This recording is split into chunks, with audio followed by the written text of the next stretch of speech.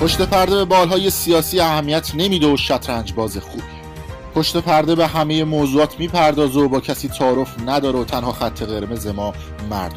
ما اجازه نمیدیم که رسانه‌ها از عدم سواد رسانی مردم سوء استفاده بکنند.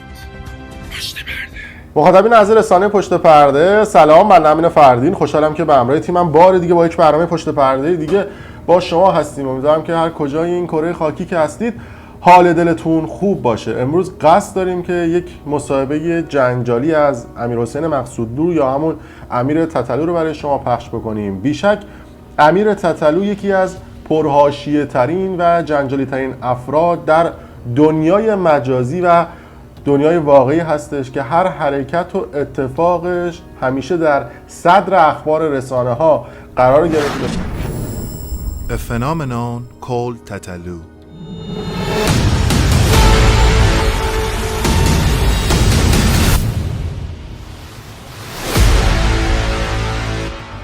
He has been one of the most controversial figures of the last decade in Iran. He has been arrested and jailed by the order of the Iranian officials many times, but has also been applauded and praised by them on numerous occasions. He has become the headline of many news and the subject of many discussions to the extent that even President Rouhani and his cabinet have talked about him. In 2016, the current head of Iran's judiciary met him in private and he was escorted to Jamaran 2 destroyer, where he performed the nuclear energy song to show his support for Iran's nuclear program. However, he was never able to obtain the government's permission for legally publishing his songs to the public. من فکر میکنم که رتبه یک پرحاشیه ترین فرد ایرانی رو ما میتونیم به امیر تتلو اختصاص بدیم که در طول سالیان گذشته به صورت متمادی و پشت سر هم بیشک آدم پرحاشیه‌ای بوده در خصوص اظهار نظرهاش درباره آدم‌های مختلف، از شجریان گرفته تا مرحوم علی انصاریان و همچنین آزاده نامداری یا حتی فعالیت‌های موسیقی این شخص، از کلیپ انرژی هسته‌ای و شهدا، همچنین آهنگ حرمسرا و جهنم که هر کدوم از این آهنگ‌ها هم پس از انتشارشون طوفانی از حاشیه‌ها رو به همراه داشت. اولی که دیدمت تو نگاه فهمیدم که رسیدم به And has produced more than 300 tracks ever since.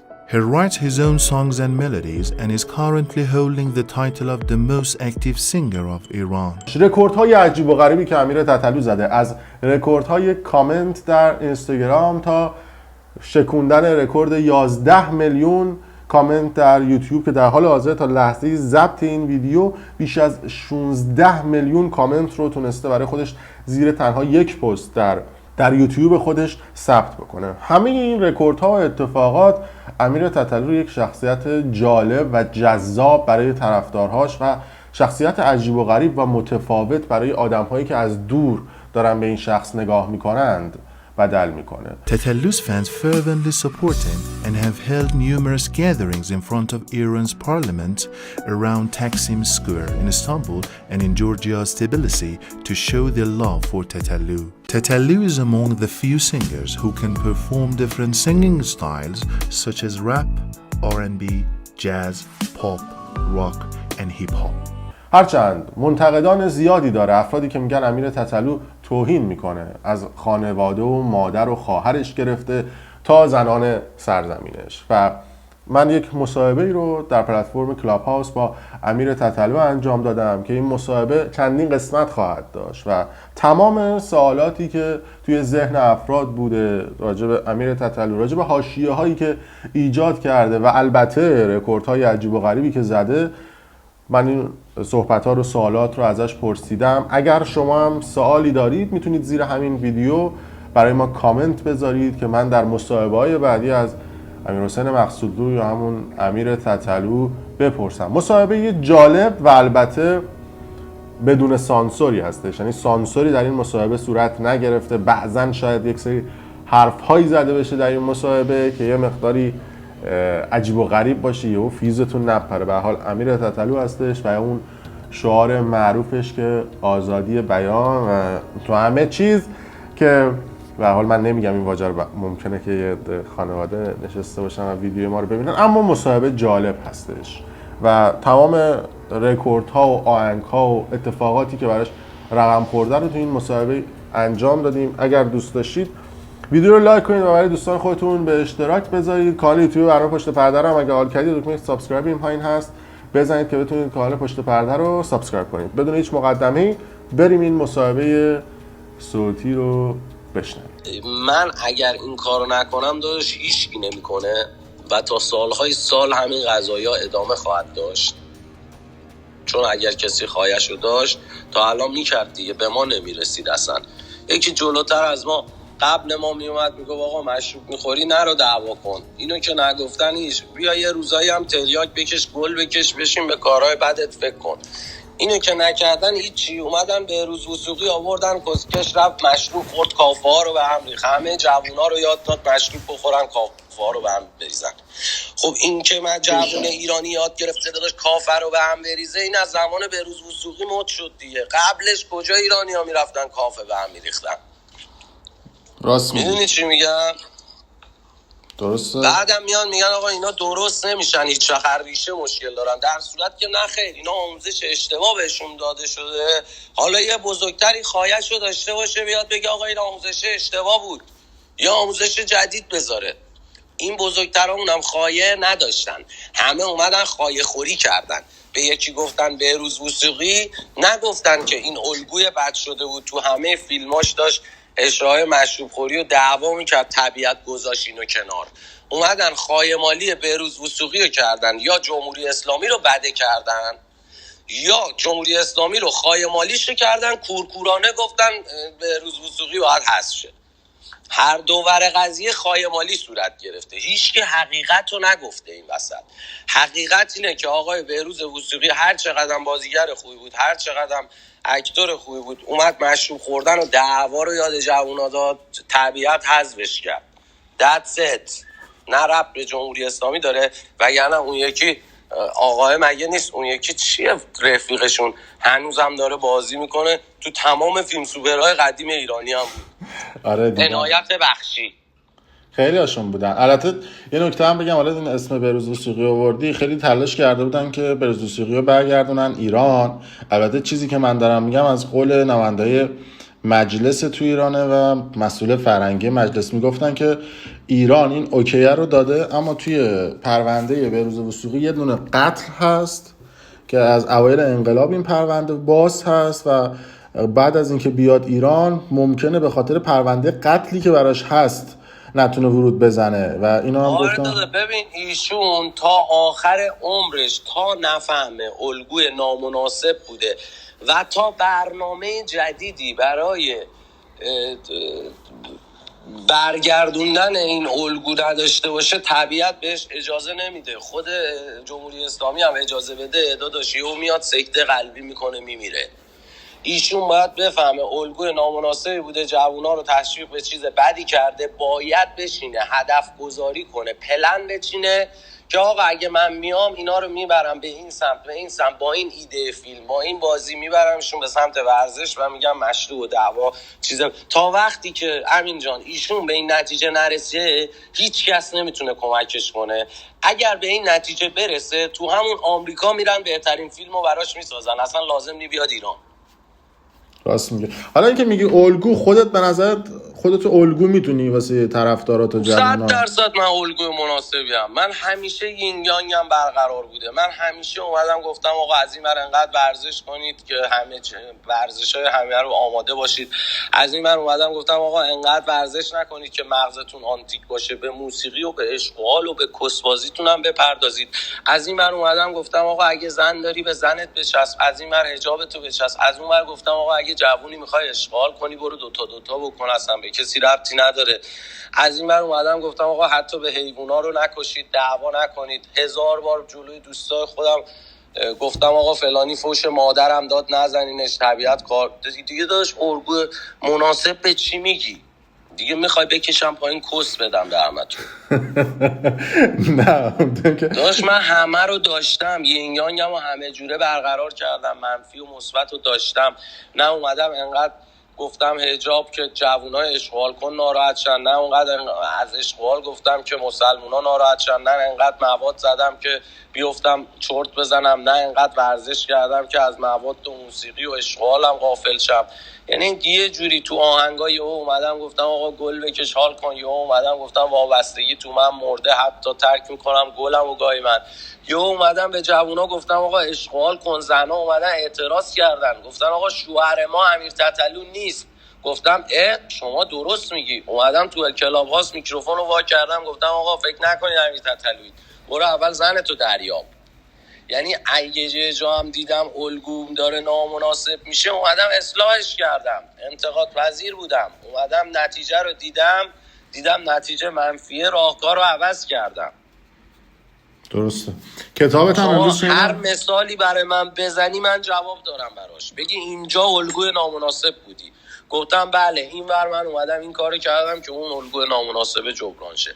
اگه میگی نه بپرس، ماشاءالله پسر باهوشی. نه قطعا دیدم دیگه، از اون ور گله رو گفتی، از اون ور هم گفتی اگه زیاد بکشید معتاد میشید، یا از این ور اومدن گفتن آقا آرامش بخش، من گفتم آقا آرامش بخش چرا، تریاک. از این ور تریاک. آخه همین جون تمام این قرصای آرامش بخش اومدن با مواد شیمیایی شبیه سازی همین تریاکو کردن، همش 1% هم مورفینه. حالا آلپروزولام بیشتره، نمیدونم زانکس کمتره، نمیدونم پرپنال فلانش بیشتره، ترامادول بیشتره، نمیدونم این یکی بیدو فلانتره، اینا همش یه سری آرام بخشه، شاق همشون تریاکه. آقا همین تریاکه ازش طبیعیه مصرف کن، بعدش هم برو ورزشتو بکن، عرق بکن ازت درآد، آخر هفته هم یه آبجو بخور بشوره ببره. خیلی هم. الان تو مثلا میکشی حالا گل یا چیزای دیگه هر روز میکشی چجوری یا تفریحیه؟ داشت من هر وقت نیاز داشته باشم میکشم، همون موقعی که نیاز داره یه آدم عصبی قرص اعصاب میخوره من همون موقع 2 تا دود تریاک میگیرم میام پایین، فرداش میفهمم دیروز 2 تا دود تریاک کشیدم، سعی میکنم خودم رو در مسائل عصبی شرکت ندم چون دارم نسخی پس میدم، 2 برم تردمیل برم ورزش برم، یا اگه وقت نکردم همه اینا شب 2 دیگه تریاک نکشم، 2 تا آبجو بخورم بشوره ببره. بسیار میگن اگه زندگی کردن و بلد باشی حتی سیانور شفابخش میشه.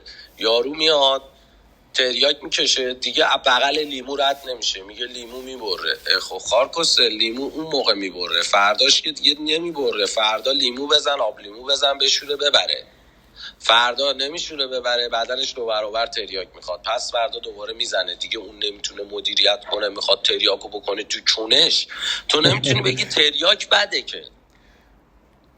رسمی اینم هست. آقا امروز تبریک میگم، فکر کنم فروش کتابت هم اومد بیرون و کتابتون هم یه توضیح میده راجع به کتاب داستانش چیه و چه چیزایی توش گفتی، ولی شاید دوستانی که ندونن بدونن که 2 تا سوال دیگه هم بپرسن ازت اگه اشکال نداشت. آره داشت راستیت امرو بخوای این کتابو هوادارا نوشتن، من خودم هنوز وقت این که کتاب بخونم نکردم، چون به جای اینکه بیام وقتمو بذارم چیزای تکراری که میدونم و بخونم سعی میکنم چیزای جدید بنویسم واسه مردمی که نمیدونن. خب به خاطر همین من هنوز وقت این که این کتاب بخونم و نکردم. ولی آقا کوروش شما خوندی؟ کوروش خونده، بچه ها خوندن، هوادارا خوندن، میگن دقیقا همون حرفای ماست که تو تلگرام و تو آهنگا و تو تلگرام و این برای حرف زدیم، همه اینا رو یه کتاب کردن برای کسایی که علاقه به کتاب دارن که ارزم به حضورت برای فروش گذاشته شده. که چند سری هم میگیریم بخش اولش توضیح داره، یه گوشی رو میدم به کوروش یه توضیح. آره توضیح بدم جالبه کتاب، حالا آمارم بدم به مردم. سلام عرض می‌کنم کوروش جان سلام. جان خسته نباشید، امیدوارم که ردیف باشید. در رابطه با این کتاب پاسختون توضیح بدم که نویسنده‌ش آقای محمد فولادی و ناشرش هم آقای هاشمی بودش. حتی آقای هاشمی کسی دیگه هستن، نه منظورم داخل ایران هستن. و این کتاب برگرفته شده از مجموعه صحبت‌های امیرخان در راستای حرفایی که زده شده و برگرفته از تلگرام صحبت‌های خود امیرخان همش، که توی 3 یا 4 جلد مختلف حالا همینطور تکامل پیدا می‌کنه، مرحله میره و توش حتی توضیحاتی از راجع به شعرها حتی شعرها، آهنگها، خیلی چیزا، تاریخ‌های دقیقش راجع به زندگی خود امیرخان، هر چیزی که بوده توی این مدت اتفاق افتاده بخش توضیح داده میشه و میره جلو. و مثلا تو مرحله بعدی باز کتاب کوچیک‌تری داریم به اسم مثلا سخنان سلطان که اینو کاراش هم انجام دادیم و فکر کنم توی همین چند شاید تو همین ماه آینده اونم تولید میشه و به فروش برسه که همه رو هم روی سایت اون تتلو.co همه هوادارا و مردم، هر کسی که دلش بخواد میتونه وارد بشه و باز بسیار دمت گرم آقا. در خدمتم. مرسی. من قطع می‌کنم، باز اگه احتیاج بود در خدمتم. مرسی. امیر جون یه نکته بگم، دیروز شما یه روم زدید به اسم محمد، درسته؟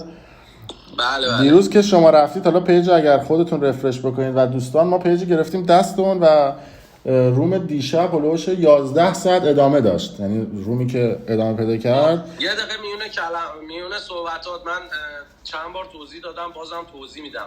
من روم میزنم برای دوستان میان بالا صحبت میکنن، روم میزنم برای هوادارا میان بالا صحبت میکنن، روم میزنم برای خانوما میان صحبت میکنن.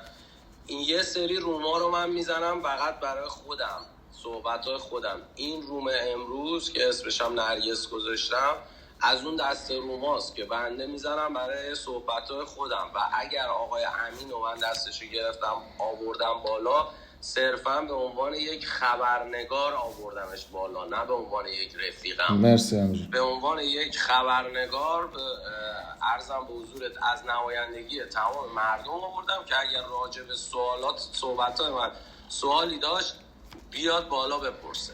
اینه که رفیقای وقت ناراحت نشن. بفرمایید. دیروز رومو که زدیم به اسم محمد، من عکسشو گذاشتم رو پروفایلم، اگه یه سفر رفرش بکنی میبینی این روم هلوش 11 ساعت ادامه پیدا کرد و هلوش نزدیک به 100 خورده هزار نفر مجموعاً تو طول 11 ساعت اومدن داخل و رفتن و توی تاپ روم های دیروز رتبه 4 گرفت تو کل روم های دنیا. رتبه 4 تاپ روم ها رو ادامه داد، یعنی همراه خودش رو شلوش فکر میکنم. خدایشم رومی که ما میزنیم با بچه‌ها روم سنگینیه. شما یه نگاه به نفرات بنداز ببین، واقعا روم سنگینیه، یعنی واقعا مردای سفتی توشن. مثلا همین سعید گنجی که شما میبینی داداش، سعید گنجی واقعا پسر سفتیه، واقعا این تو سوئد زحمت کشیده این برابر. یا همین ایمان بشیری رو که میبینیم، این ایمان بشیری واقعا پسر سفتیه، من خیلی چیزا ازش دیدم و شنیدم. یا مثلا همین آیدین که میبینی، این آیدین واقعا پسر سفتیه، یارو چند سال رو ویلچره، من عکساشو میبینم حال میکنم. یارو دیروز یه دونه عکس گذاشته بود با ویلچر بود، یه کسلاشو با کرده بود رو ویلچر، نگاه کردمش جنگشون یعنی بالاست، واقعا روم سنگینیه. اگر یه موقع بچه ها دیدن که ما دوباره با این دوستان هستیم، واقعا بیان استفاده کنن، چون هر کدوم واقعا وزنه سنگینی هن توی اون روم. نزدیک دقیقاً بله 100% قبول دارم. شما رفتید به غیر از شما 51 نفر دیگه مدیریتور شدن تو روم دیروز، یعنی بعد از اینکه شما رفتید من عکس تمام مدیریتورها رو گذاشتم که اونها هم در ثبت این رکورد شریک بودن. دیشب رتبه 4 کل روم‌های کلاب‌هاوس دنیا رو روممونو داشته باش. من خیلی دوست دارم روممونو، بعد بچه‌هایی که توش هستن هم خیلی دوست دارم، همه رفیقای قدیمی و همه وزنه‌های سنگینی ان. چقدر حرفای قشنگی زدن سعید و ایمان تو بحثاشون، یه دو سه تا حرف قشنگ دادن. چی گفته بود ایمان دیروز؟ چند بار تکرار کردیم و هر مثلا یه حرف قشنگ، پول صاحبشو گم کرده بود. این جملهشو همیشه من نه میگفت هر کی گرگ کار خودشه. واقعا هم همینه داداش، هر کی گرگ کار خودشه و آدم واقعا باید حواسش جمع باشه توی هر کاری که میره. اتفاقا اونی که توی اون کار اسمش بالاتره همه گرگتره. فهمیدی چی شد؟ دقیقا. همش آهنگ بعدی که میاد بیرون اسمش چیه؟ آهنگ بعدی اسمش من یادت نرمه که دادیم برای قرار شده این به بعد میکس و مسترامون تو خود آلمان انجام میشه با بهترین میکس و مستر روز دنیا. الان ما کارو خیلی وقت تموم کردیم. یونیورسال میزنه دیگه، درسته؟ آره فرستادیم برای میکس و مستر یونیورسال که اونم فکر میکنم تا یه هفته 10 روز دیگه آهنگ ریلیز بشه و از بعد اون هر یه هفته 10 روز ما یه آهنگو با اینا ریلیز میکنیم با یونیورسال که ایشالله آلبومشون تموم شه بتونیم به بقیه کارام برسیم. بعد اون آهنگایی که شما به یونیورسال میفروشید اصطلاحاً پیش فروششون هم میکنید یا نه؟ یعنی اجازه پیش فروششون رو دارید؟ نه والا اونا درآمداش از اسپاتیفای و یوتیوب و اینا میشه. چند تا ترک بستید قرارداد با یونیورسال؟ 12 تا. 12 تا ترک. یک سال است قرارداد یا نه هر موقع که تموم کردی یا یه بازه‌ای داره بعد این 12 تا رو بدی؟ آلبومیه داداش، هر وقت تموم شد دیگه. هر وقت خودتون مثلا ممکنه تو یه هفته آلبومو جمع بکنی، ممکنه تو 6 ماه طول بکشه دیگه. 6 تا 1 سال.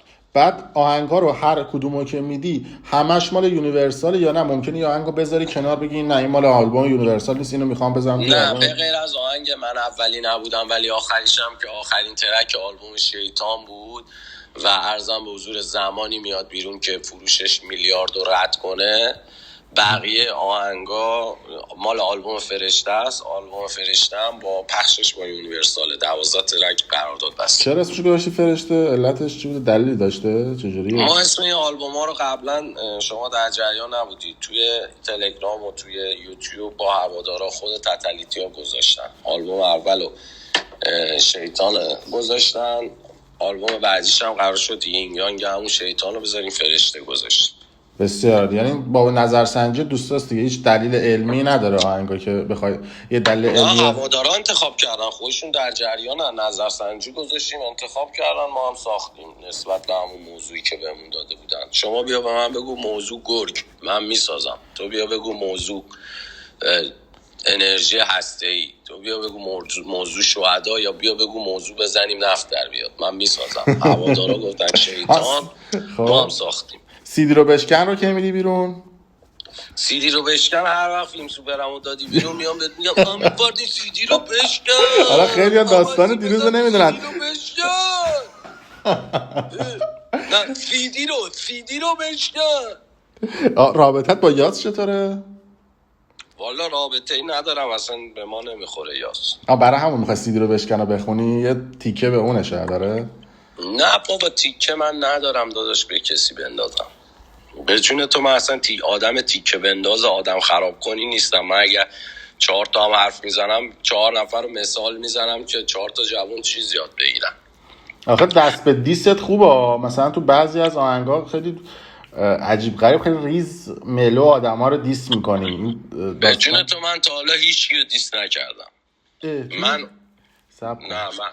من هیچ کیو دیس نکردم. من اومدم از رفتار زشت مردمی که مستر لودن انتقاد کردم. حالا من 10 تا از آرتیستاتون مستر لودن به من ربطی نداره که. یعنی تو هیچ آهنگ تو تا حالا نشده کسی رو دیس کنی؟ نه نشده. حالا دیگران ولی دیس کردن ها. دیگران ما رو دیس میکنن گندشن. من بیام مردم رو دیس کنم گندشم؟ کسخلم مگه؟ شعر مینویسم گنده میشم. ولی دیده بودم و توی یکی از این رزومات بود که یه جا توی یه دونه از آهنگات نه داداش من یا جواب دادم یا رفتارات زشت اجتماعی رو توضیح دادم. حالا مثلا اومدم گفتم عرضم به حضورت زشت مثلا چه میدونم هنری نداشته باشی همه چی تو بکنی. خب 100 نفر هنر نداشتن همه چیشونو کندن، خب به همشون میخوره. تو اونو میخوای بگی مثلا دیس دنیا جهان بخشه، من میگم نه دیس ندایاسیه. تو میگین دیس ندایاسیه، من میگم نه دیس نامداریه. آقا مثلا تو ترک برزخ 48 نفر رو دیس کردی. تو میگی دیس تو 20 دقیقه و 30 ثانیه، تو 10 دقیقه و 20 ثانیه. این دیس داداش اون 48 نفر بهشون میخوره. اون دیس 48 نفر از آدمایی که شما میشناسید اون صفاتی که من تو اون آهنگ گفتم و دارا هستن. حالا میلیاردها نفرم اون صفاتو دارا هستن که شما نمیشناسیشون. یعنی با فکر اونا رو نوشتی که مثلا روی این 48 نفر بود یا نه یهو اومد و بهشون خورد؟ نه والا بهشون خورد. بعد ما اومدیم، یعنی من دیس رو نوشتم بعد اومدیم بررسی کردیم دیدیم به 48 نفر خورده. یعنی وقتی یه دیست یه آهنگ به 48 نفر میخوره شما چطوری میتونی به من بگی من مثلا یه جا برمیگردی به من میگی من اینجا برگشتی گفتی چه فایده داره وقت ببین تو اصلا تو بوگاتی بشین چه فایده داره بازو دوتا پای ملخ، تو بگی من پویان رو دیست کردم، میگم نه میلاد حاتمی رو دیست کردم، تو میگی من میلاد حاتمی رو دیست کردم. حالا من اسم اینا رو میارم چون کیر منم نیستن، میارم که کیر منم بشن. خب 4 تا فالوور بگیرن پس فردا از ما نیان دزدی کنن، برن بچسبن به زندگی خودشون.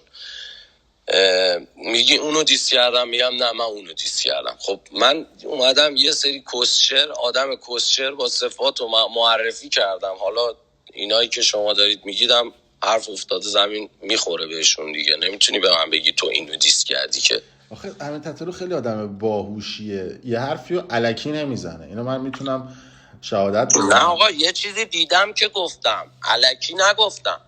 یه چیزی دیدم که گفتم، ولی این چیزو یه نفر ندیدم، از 100 نفر دیدم. تو بیای بگی آقای ایکس اینجوریه، من میگم آقا آقای ایگرگ هم اینجوریه.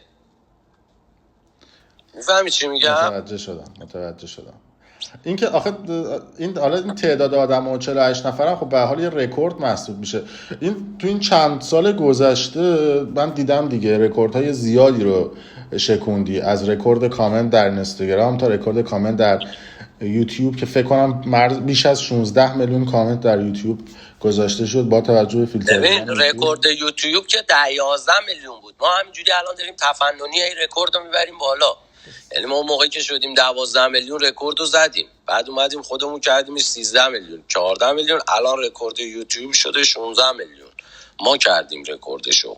این دوست داری رکورد شکوندن ها رو؟ یعنی دوست داری مثلا رکورد؟ چون من لیستی از رکوردها تو دارم دیگه، مثلا آلبوم جهنم واقعا جهنمی به پا کرد در بین اهالی موسیقی. 16 تا ترک دادی بیرون که مجموعا فکر کنم 101 دقیقه بود، درسته؟ 101 دقیقه تا جایی که حافظه من یاد میکنه، که بلندترین ترکش هم تقریبا 13-14 دقیقه بود. خب این خیلی زیاده، 13-14 دقیقه با توجه به توانایی خواننده‌های امروزی که میگن هر بار این درو بکوب نکوب و فلان اینا که هر کدومشون 2-3 دقیقه است. ما 6 تا آهنگو کردی یک آهنگ.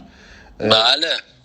خب چرا مثلا 6 تا آهنگ؟ خب اگه این یه آهنگو می‌کردی 6 تا آهنگ، یعنی یه آلبومو شما کردی یه آهنگ تنهایی و آهنگ خالی. خب به نظرت این هدر دادن انرژیت نیست؟ میتونستی همون یه آهنگو بکنی یه آلبوم و تعداد آلبوم‌ها رو ببری بالا. تازه درآمدت هم فکر می‌کنم بیشتر میشد دیگه، یعنی وقتی دونه دونه این رو جدا جدا می‌ذاشتی. ما ببین ما بعضی موقع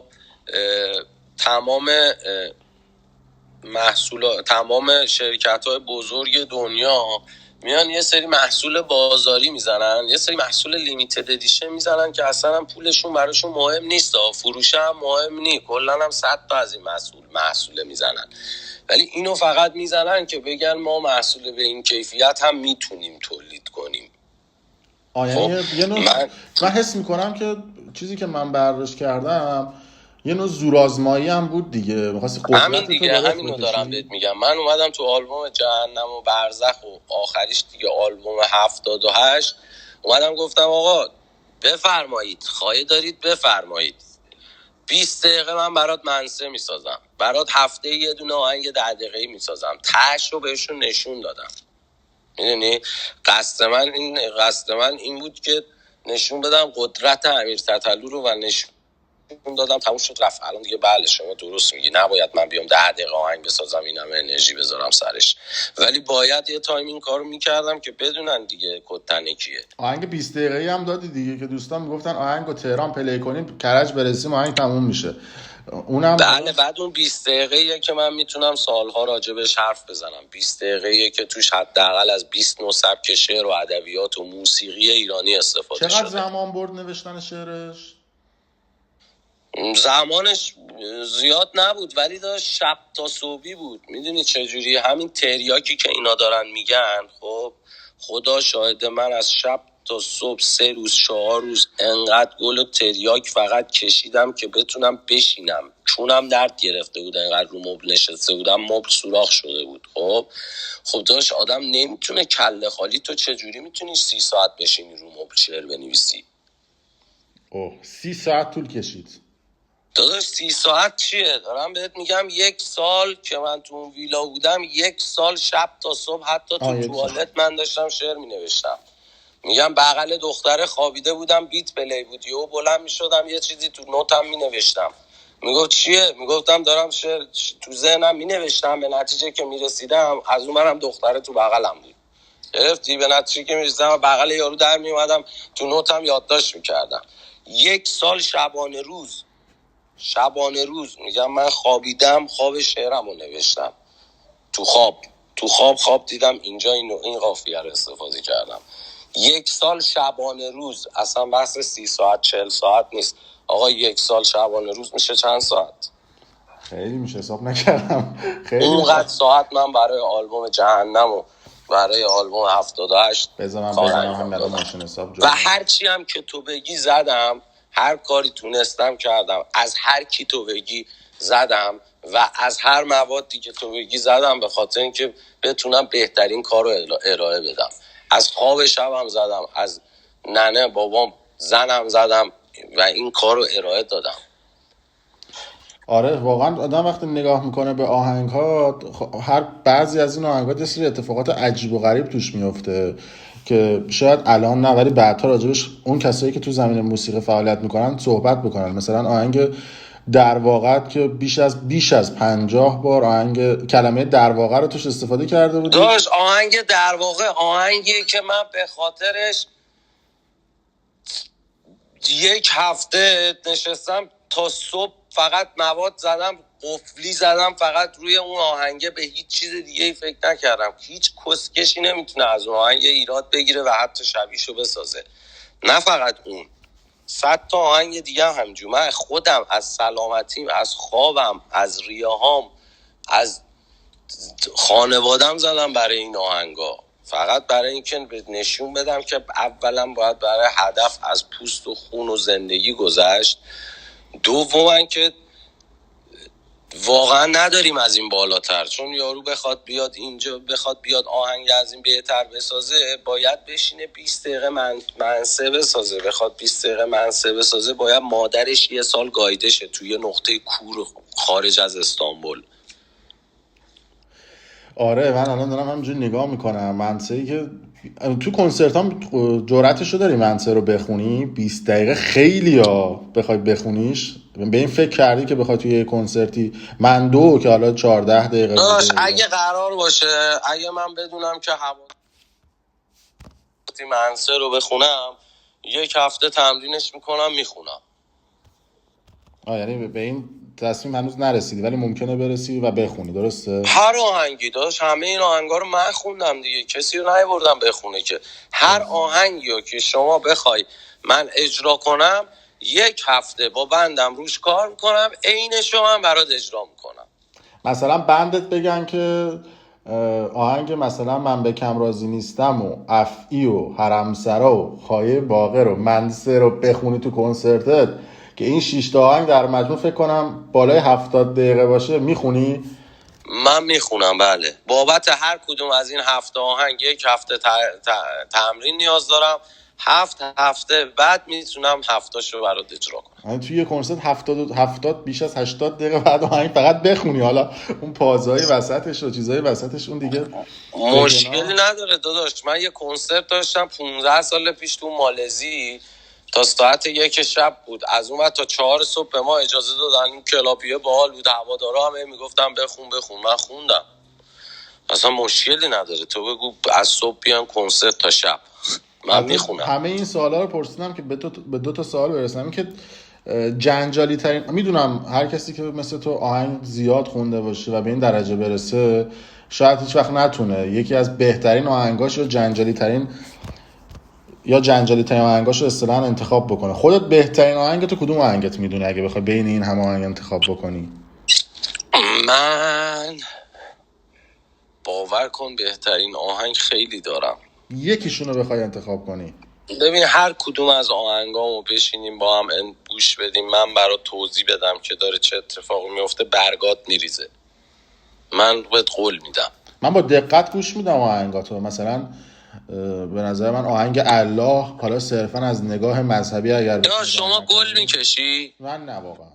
خب یه بار هرگز کیکشو نمیتونی خوردم آهنگای دهنم سرویس شد. هرگز نمیتونی همین جون، هرگز میتونی از آهنگا لذت ببری، میتونی بفهمیشون، ولی هرگز نمیتونی 100% درکش کنی. میدونی چرا؟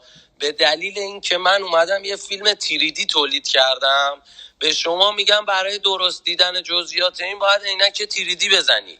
شما میگی من عینک نزدم، پس چجوری راجع به اون فیلم تیریدی میخوای با من صحبت کنی؟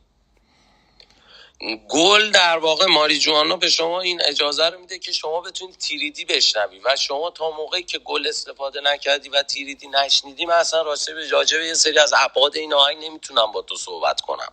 آهنگ الله صرفا همه آهنگا الله که یکی از پیچیده ترین آهنگاست. من الله رو من موقعی که رانندگی میکنم خیلی تمرکز دارم روی آهنگا و همیشه یکی از حالا پیشنهادی که من دارم به تو اینم که حتما ماریجوانا رو لحاظ یه سر بعد دارم هلند پیش ناصر اونجا ببین ولی یه چیز دیگه که هست اینه که جوونا باید بدونن، همینطور که من دارم میگم ماریجوانا باید استفاده بشه و در این حرف منو کشورهای درست دنیا تایید میکنن، همونطور که خودت میدونی تو کانادا، هلند، یه بخشایی از امریکا که مردم پیشرفته ترین مردم داره، ماریجوانا آزاده و در مسائل پزشکی ازش استفاده میشه. خب همینطوری که دارم از خوبیاش میگم، این اگر بشه یک اعتیاد، یک دیگه کارایی نداره، یعنی شما 3 روز پشت سر هم بزنی، روز 4م دیگه تیریدی نمیشنوی صدا رو. گرفتی چی شد؟ 2 میتونه مشکلات ریوی، تنبلی، افسردگی، 1000 تا کوفت زهرمار دیگه هم به شما بده. خیار دوستان چیز خوبیه. یه کشاورز چون خیار تولید میکنه، شما نمیتونی بگی دختر من این خیار رو کرد تو کسش بگاه رفت. اون خیار رو تولید کرده برای اینکه شما سالاد درست کنی باش، نه برای اینکه انقدر بخوری تا اسهال بشی و نه برای اینکه بکنی تو کست. ماریجوانا هم همینه داستانش، نباید انقدر بزنی که چت نفهم گوز بشی، نباید انقدر نزنی که مغزت آکمند بمونه تیریدی ها رو نفهمی. میفهمی چی میگم؟ این تعادل در همه چی، حتی تو کافی هم همینه. شما صبح به صبح بلند شو یه لیوان کافی بخور، انرژی میگیری، برو حالشو ببر، ولی دیگه معتاد بشی به این کافی، تا این کافی رو نزنی نمیتونی بخندی. شما تو بگو چایی، تو بگو هر چی، همه چی همینه. ماریجوانا هم همینه. خب حالا به سوالمون برگردیم. بهترین آهنگی که از دید خودت بخوای انتخاب کنی؟ گفتم دیگه من تو هر ژانری بهترین آهنگ دارم، ولی نه یکی بخوای انتخاب کنی دیگه. الله یکی، انتخابم یکی. داداش من منسه رو انتخاب میکنم. از همه بهتر از دید خودت؟ منسه آخه یک آهنگ نی، منسه یه نقاشیه، منسه یه فیلم سینماییه، منسه یه مهد تمدنه. یه شارژر به من میدی؟ منسه اصلا خیلی آهنگ عجیبیه. از دید خودت؟ بله. من تو منسه تنظیمش هم فکر کنم معراج زده بود اگه اشتباه نکنم، درسته؟ بله متاسفانه معراج زده بود. چرا متاسفانه؟ به خاطر اینکه ببین میگه دیگی که برای من نجوشه میخوام سر سگ جوش بجوشه. میفهمی چی میگم؟ وقتی که یارو این استعداد و این چیز رو میخواد بره جایی بذاره که در شأن شنونده نیست، این متاسفانه است دیگه، متاسفانه است. مثل مسعود جهانی متاسفانه تنظیم کننده نوازش مسعود جهانی متاسفانه. چرا؟ چون ما الان پس فردا کنسرت بزنیم، از اینی که گنده کردیم استفاده نمیتونیم بکنیم. هیچ سنگم چوبم لاچرخ ما میذارن، پروژرم نمیدن، جواب تلفنم نمیدن. این میشه متاسفانه دیگه. داداش خوشبختانه بهترین تنظیم کننده از دید خودت تو این سالها با افراد زیادی مثل نادر، معراج و خود مسعود جهانی با خیلی ها کار کرده. بهترین تنظیم کننده از دید خودت برای خودت، نه برای کل مارکت ایران. حالا شاید هم میتونیم بگی دیگه برای مارکت ایران خودت کیو انتخاب میکنی؟ حالا چه دوستش داشته باشی چه دوستش نداشته باشی، باش قطع رابطه کرده باشی. واقعا به سلطان خشی اومد. یا خدا. ببین این کابوس شب‌های من دیروز داشت رو 15 سانت دست من 14 ساعت سوزن زد، مادر منو گایید رو نبزم. خب امروز اومده گاو بزنه بالای همون زخم گنده گاوه رو ترمیم کنه، زخم رو زخم گاوه رو حالا یه هفته پیش وداد اومده و زده بود. یعنی این تتو آرتیستا ننه منو گاییدن. خب بریم اول تهیه تنظیم کننده رو بپرسیم، بعد تتو آرتیستا هم ازش من تنظیم کننده رو واقعا نمیتونم بگم، به خاطر اینکه واقعا دارم دیگه. مثلا من واقعا تنظیم حسن بابا رو همونقدر دوست دارم که تنظیم یکی رو بخوای انتخاب کنی دیگه. مثلا بین حسن بابا و سعید انصار من کیو انتخاب کنم؟ امکان نداره بشه انتخاب کرد. این دوتا رو جز بهترین ها میدونی؟ نه مثلا مهدی معظم همین من باد قهرم و چقدر بال زد، یا مثلا امیر دیوا الان یه تنظیم زده برای دیدی، بشنوی برگات میریزه. هنوز منتشر نشده دیدی؟ نه. یا مثلا همین تنظیم تو بزار برو منو چقدر شیک و خارجی بود، چقدر ترتمیز بود، امیر دیوا زده بود. یا همون تنظیم ترک اعتیاد امیر دیوا زده بود، چقدر زیبا بود. من عاشق اون تنظیمم. من نمیتونم این تنظیم کننده رو واقعا نمیتونم بگم، چون واقعا مثلا من عاشق تنظیم تازیانم. خب بعد از این ور به نظرم واقعا مثلا توی همین ترک میخوام واقعا حسن بابا عالی زده تنظیم. همونطوری که میگم حسن بابا مو به تن شنونده سیخ میشه اصلا با همون کلمه حسن بابا. یا مثلا همین تنظیمی که دیدی زده، دیدی امیر دیوا رو واقعا میپسندم، عاشق این تنظیمم. یک چیزی که من خیلی دقت کردم توی بیشتر آهنگ‌ها، مثل این میمونه که به من بگی از بین رنگ نارنجی و قرمز و سبز و زرد کدومو بیشتر دوست داری؟ من واقعا همشون رو دوست دارم به یه اندازه. آخه یه چیزی که من دقت کردم تو بیشتر آهنگات اینه که اسم تنظیم کننده هاتو میاری، اون به سفارش اوناست یا به عشق خودت؟ مثلا میگه آقا نادر بریم، یا مثلا من هر کاری میکنم به سفارش خودمه. ببین من یه سری چیزا میشنوم ناراحت میشم، مثلا میگن این کاری که کردی به سفارش اون بود، یا مثلا این کارو کوروش باعث شد، یا مثلا اون کارو آره من دنبال همین جواب بودم. خواستم ببین این منم که داداش، منم که به کوروش میگم چیکار بکن، کوروش بنده خدا بدون اجازه من آب هم نمیخوره. کوروش شما بدون اجازه من آب میخوری یا نمیخوری؟ خدا ایشون بدون اجازه من ایشون بدون اجازه من با زنش بیرون نمیره رستوران، میخواد بره زنگ میزنه به من. اینی که دارم بهت میگم بحث احترام میزان احترامی که کوروش داره با خانوادهش با خانومش به من میذاره رو دارم میگم، نه بحث این که من آدم زورگو و کسکشیم. نه من هیچ وقت نگفتم کوروش بدون اجازه من آب نخور، ولی این انقدر احترام برای من قائلن. یا مثلا من این که من میگم تتو امروز خشی بیا اینجا رو بزن فردا بیا اونجا رو بزن، این من به خشی گفتم، خشی منو گول نزده که بدن منو زخم کنه. این تازه خشی بنده خدا از سر کار اومده بود میخواست بخوابه، من زنگ زدم گفتم داداش بلند شو بیا اینجا تتو بزنیم. درست میگم آقا خشی؟ همین الان از تتو تموم نشده بود خونه میخواستی بخوابی، زنگ زدم چی گفتم؟ گفتی گاوه رو بزنیم بیکار نشینیم. آره گفتم به جای اینکه بخوابی الکی سیگار بکشی منم اینجا الکی سیگار بکشم، بیا با هم گاوه رو بزنیم. گفت من دست درد نداره، گفتم درد بکیرت. یا مثلا این که مثلا من به یزدان میگم آقا این تیشرت رو بذارید برای فروش، مثلا این یارو اینجوری گفت بزن بلاکش کن. این که یزدان اومده بلاک کرده، این که کوروش اومده فلان کرده، اینا همه داشت حرفای منه. یعنی کسی تو تیم ما بدون اجازه من آب هم نمیخوره و من اصلا از این خوشم نمیاد که یکی برگرده بگه کوروش گفت فلان کارو کرده امیر. من ننم داداش بگه فلان کارو بکن میزنم کسکشو بلاکش میکنم. میدونی چی میگم؟ اصلا یه نوع سیستم رهبری یا یه نوع سیستم هر چیزی اتفاق میفته صرفا خواسته خود منه. متوجه شدم.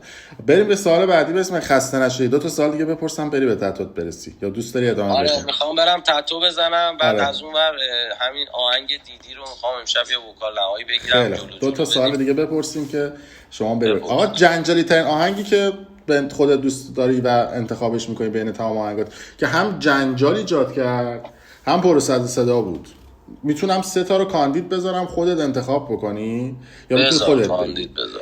انرژی هسته‌ای رو من میتونم بگم، آهنگ حرم سرا رو میتونم انتخاب بکنم که خیلی سر و صدا به پا کرد بین تمام آهنگات و خونه خوبه که بعد از ورودت به ایران بود و اون اتفاقات، این سه تا آهنگ فکر میکنم که از هم آهنگ برزخ و یا اون آهنگایی حالا من 2 تا آهنگو استفاده میکنم. یکی از این گزینه‌های شما حرمسرا به طور قطع یک تحول بود و 40 سال دروغ و 40 سال بدبختی مردم ایران رو ریخته رو میز. آهنگ حرمسرا به زبون کاملا ساده و کاملا منطقی و حقیقت و کاملا فلسفی و علمی ریخته روی میز آهنگ حرمسرا. این یه آهنگ جهنمه. به نظر من آهنگ جهنم و آهنگ حرمسرا تاریخ ایران و 40 سال تاریخ ایران رو نوشتن. تموم شده رفته. بعدها میتونن جوونها توی آهنگ جهنم و توی ویدیویی که من بعدها براش میسازم با امکاناتی که داشتم. ببین من امروز قبل از اومدن شما داشتم میگفتم آدم باید همیشه نسبت به داشته‌هاش بخواد. خب من به اندازه پول جیبم تونستم خرید کنم، به اندازه پولی که داشتم ویدیو جهنم رو ساختم، در صورت که این ویدیو جهنم نیست. من در آینده یه ویدیو واقعی از جهنم میسازم و یه ویدیو واقعی از حرمسرا میسازم و این 2 تا ویدیو بدون شک 40 سال تاریخ موسیقی. آهنگ حرمسرای 2 یا جهنم 2 هم میدی بیرون؟ نداره، دو نداره. اینا تموم شد. 40 سال تاریخ ایران رو به تصویر و به شنیدن میکشه. بسیار عالی. سوال آخرم هم بپرسم ازت روی تایم آهنگاته. خب که مثلا یک سری از آهنگاتو 7-8 دقیقه و 7 ثانیه در نظر میگیری، مثل موزیک خلسه یا مثلا آهنگ در واقع 9 دقیقه جانم. خب یا مثلا در واقع رو 9 دقیقه و 9 ثانیه گذاشته بودی، یا مثلا بعضی از آهنگات تو رو تایماشون خودت از عمد این کارشون میکنی یا واقعا اتفاقی به این دقیقه و ثانیه میرسن؟ میگه یه 2 ثانیه کم کنیم. اتفاقی در کار نیست. تمام این دقیقه و ثانیه ها رو ثانیه به ثانیهشون فکر میشه و خود اون عددی که آهنگ داره، تایم خود اون عدده خودش داره نسبت به موسیقی مورد نظر و جلدش داره صحبت میکنه. یعنی یه سری سوالا برای شما از جلد و موزیک و شعر پیش میاد، اون سوالو میتونه عدد مورد نظر به شما جواب بده، یا اون عدده یا 2 تا موزیک با هم عددشون یکیه، باید بگردی تو اون موزیکه که هم عدده جواب سوالت تو بگردی پیدا کنی. مثلا مثال میزنم، مثلا شما موزیک خلسه رو مثلا میگه 7 و 8 میشنوی، یه سری سوالات برات پیش میاد، میای میبینی کدوم موزیک 7 و 8 میری اونو میشنوی به جواب سوالات میرسی. درسته، چون من نگاه کردم روی این آهنگات، بعضیشون قشنگ این تایماشون من اسم می‌کردم یه مقداری فکر شده روشون، گفتی مثلا 3 ثانیه یه دونه تو آهنگ ما فکر شده توش. متوجه شدم. من می‌خواستم به این برسم، البته من خیلیاشون میدونستم، شاید خیلی از دوستانی که این پایین هستن ندونن، من صرفا از زاویه اونا سوال میپرسم. ما حتی همین جون برعکس آهنگامون خیلی چیزا رو به هوادارا نشون میده. یعنی آهنگو ریورس بکنی، این ریورس هم گوش بدی، بازم یه سری نکات توش هست. بله، امیدوارم که مصاحبه تا انتها دیده باشید که قطعا اگر این لحظه رو دارید دیدید. مصاحبه رو یه نکته بگم که این قسمت اول مصاحبه ما با امیر تتلو هستش. اتفاقاتی که عامل مهاجرت امیر تتلو شد یا برنامه‌های آیندهش یا راجع به موزیک‌های مختلفش تک به تک صحبت خواهیم کرد و براتون جالب خواهد بود صحبت‌های امیر تتلو و آدم‌هایی که از بیرون امیر تتلو رو نگاه می‌کنن و بعضا به خودشون میگن که ای بابا این آدم شاید مشکل عقلی داره نمه فوش میده، یا مثلا این آدم دنبال چی میگرده داره این کار رو انجام میده.